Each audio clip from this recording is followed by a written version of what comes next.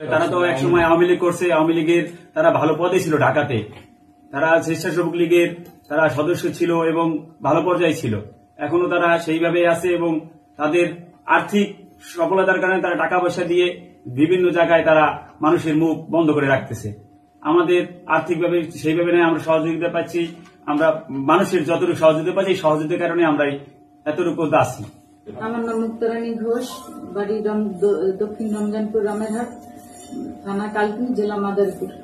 আমার স্বামী বিগত 2 বছরে মারা গেছে, শ্বশুরেও মারা গেছে। আমি 2টা সন্তান নিয়ে এতিম। আমার জায়গা জমি কিছুদিন আগে মুজাম শিকদার তার 2 ছেলে তারা দখল করতে আসছে। আমি আমার বাবার বাড়ি ছিলাম, ভীষণ অসুস্থ ছিলাম। সেইখান থেকে আইসা তাদের কাছে এত অনুনয় বিনয় করলাম যে আমার জায়গাটা কাকা, আমার শ্বশুরের জায়গা, আমি তার বাপদাদার আমলের জায়গা, আপনি কেন খাইতেছেন? এই বলাতে সে বলে আমার জায়গা আমি খাইতেছি, তুমি এখানে আইসো কে? আমার অনেক দিছে, হুমকি ধমকি দিছে।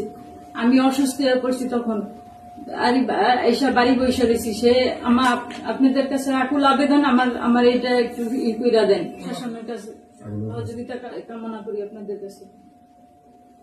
আমি শিমুল দাস, গ্রাম দক্ষিণ রমজানপুর, থানা কালকিনি, জেলা মাদারীপুর, ওয়ার্ড 9 নম্বর ওয়ার্ড। আমাদের বিগত 9 তারিখ আমার দাদু নির্মল চন্দ্র ঘোষ, তার ছেলে উত্তম চন্দ্র ঘোষ, তারা 2 জনেই মৃত্যুবরণ করেছে। তাদের সম্পত্তি নিয়ে দীর্ঘদিন যাবৎ একটা মামলা চলতেছে। মামলাটায় হাইকোর্ট পর্যন্ত গেছে এবং হাইকোর্টে তারা রায় পাইছে, মুজাম্মেল হক শিকদার রায় পাইছে এবং সেই রায়ের বিরুদ্ধে আমরা আপিল করছি সুপ্রিম কোর্ট। সুপ্রিম কোর্ট আমাদেরকে একটা স্টে অর্ডার দিছে, যে স্টে অর্ডারটা লিখিত আছে যে মামলা নিষ্পত্তি হওয়া না পর্যন্ত যে অবস্থায় আছে সে অবস্থায় থাকবে। কিন্তু এই বিবাদী পক্ষ মুজাম্মেল হক শিকদার এবং তার 2 ছেলে পপি শিকদার এবং পাপ্পু শিকদার, এরা বিগত 9 তারিখ আমাদের বাড়িতে আইসা একজন উকিল নিয়ে আইসা তারা বলতেছে সরকারি লোক নিয়ে আসছি, কিন্তু এরা কোনো সরকারি লোক না। এরা জোর জবরদস্তি করে তাদের লোকজন দিয়ে আমাদের জায়গায় বাঁশকুড়া কাটছে। বাঁশকুড়া গাইরা তারা নিজেরা আমার বাড়িতে কেউ ছিল না। এক পর্যায়ে আমার মামি আসছে বাড়ি থেকে, শুইনা আইসা মামি কান্নাকাটি করতেছে, কিন্তু তারা তার মানে নাই, নামাই না।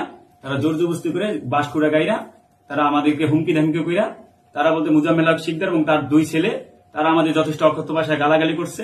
গালাগালি করার পর আমরা একটা পর্যায়ে খুব আমরা এই সংখ্যালঘু, আমরা ভয়ভীতির মধ্যে আছি। আমরা আইনি সহযোগিতা এবং আপনাদের সহযোগিতা কাম্য করছি, আমরা যেন এই জায়গা দিয়ে আমরা সংসারটা চালাইতেছি এবং এই জায়গায় একটু ধান পাট করে আমরা খাইয়া বাঁচাইতেছি।